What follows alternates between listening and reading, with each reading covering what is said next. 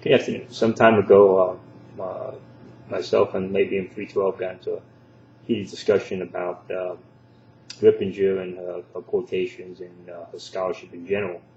And I defended the scholarship based on the fact that her central thesis was correct, and the fact that whatever the problem with the quotations were wouldn't affect the fact that she had exposed a great problem, exposed an issue, and had elaborated on it.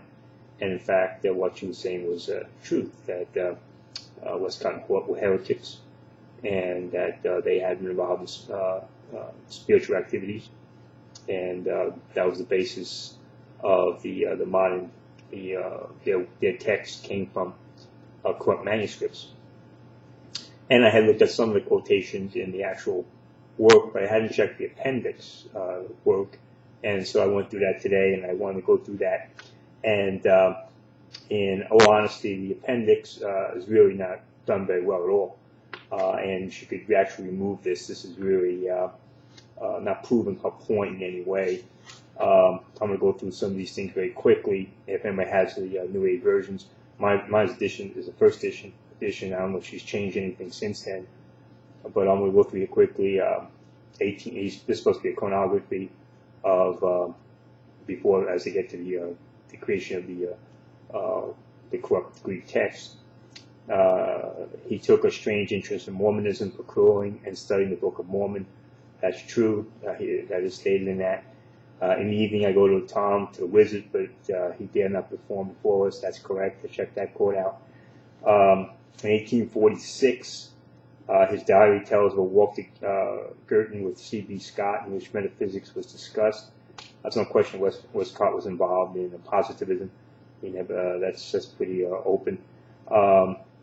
Second quote is pragmatic, at least. It refers to evangelicals as dangerous. And that quote really is not referring to evangelicals being dangerous and unsound, so that quote is kind of iffy. New doubts and old superstitions and rationalism will trouble me. I couldn't find that. I cannot determine how much we must believe, how much in fact is necessarily required of a member of a church. That I did find.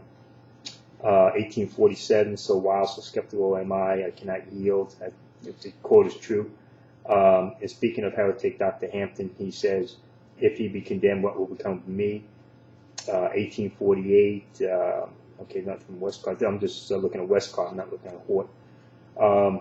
Westcott was troubled and thought about this passage, blasphemy against the Spirit.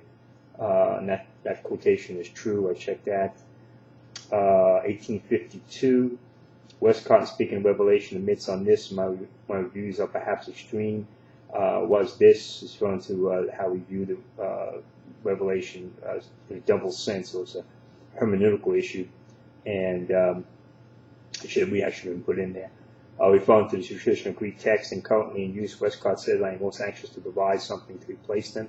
That is true. He admits the drastic changes he plans.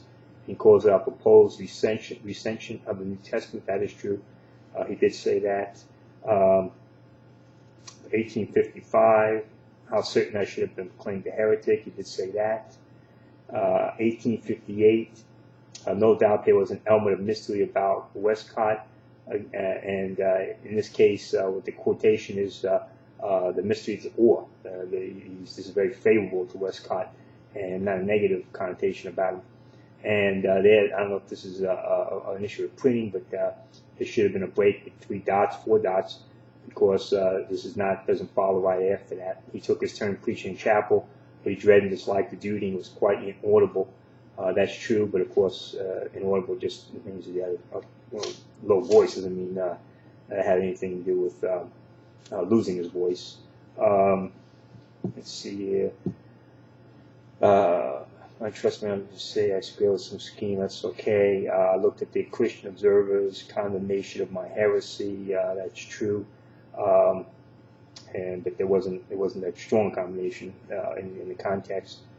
1861, imputations of heresy and the like against me. That's true, but he was protesting against it. The idea of La Sate, Penis' aversion was that of God revealing himself now, not in one form, but in many. That's true. All the questionable doctrines I've ever maintained are in it. He said that. Again, a lot of things really are out of context, and they really should have been more context placed in it so people could understand what the context is. Dr. Butler calls him Westcott mysterious. His voice reached but a few, was understood by still few, and of course that has nothing to do with it's not talking about his physical voice there, it's talking about his influence, not his physical voice. So if you kind of connotation that he's losing his voice, but that's not true. Let me see here, if you go here, 1882, there's no citation there. Going Westcott Volume 2. Oh, here, 1881. This is probably the worst of all the quotes, because it's actually a false one. Our Bible, as well as our faith, is a mere compromise. Westcott on the Canon, the New Testament, General Survey, and he's actually writing a preface and is refuting that idea. He's refuting the idea that those who are saying that our Bible, as well as our faith, is a mere compromise as it unfolded. So that's actually a false quote, and that's actually because the opposite is being said. And then he goes 18. Life and truth go more mysterious. That's that's not a big issue. The beer thing, she thinks it's an issue of beer, which that's a whole different issue.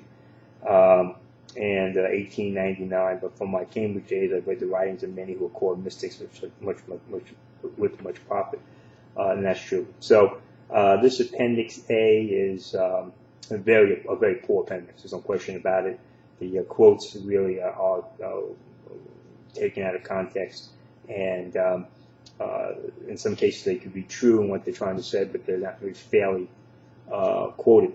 And so that I would recommend that Mrs. Riplinger remove those quotations, remove Appendix A entirely. There's no reason for it. The essence of a work, the essential part of a work, is correct, and that's what needs. And a lot of times people want to drive the point home too much, and they overwrite and put things in there shouldn't be put in there, and that appendix certainly is not worthy of the level of scholarship that Mrs. Riplinger is capable of and what she has done in her works.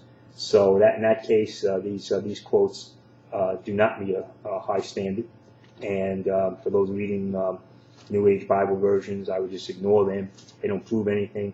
And in fact, the proof of what she's saying is really the heart of the book, and those quotes are unnecessary. And there's another quote in here I should point out, which is also a bad one. Just on page 185, and most of the quotes there are correct, and she has one that man is divine. Which, when you look it up, it really is. He doesn't say that. So what he says is that the Antichrist will claim that man can be divine without God, and so she's saying that, of course, that his view is that man can be divine with God, and that's also false. So, but the point is that that's really a quote that is kind of wrested out of context. So, and that's another bad quote, but most of them are accurate.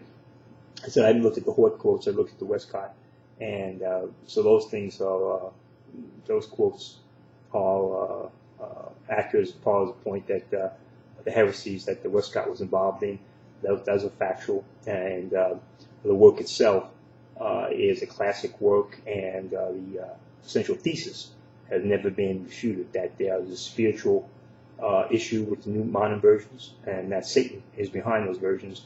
That stands as truth. Despite the failures and the flaws and the shortcomings of those quotes that I've just described. Amen. Thank you.